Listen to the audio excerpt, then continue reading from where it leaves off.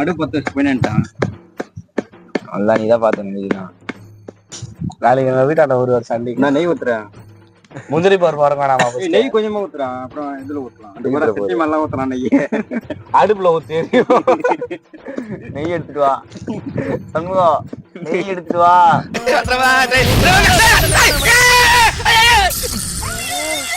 விட்டுருவான்டா தலை, அத கண்டிப்பா விட்டுருவான்.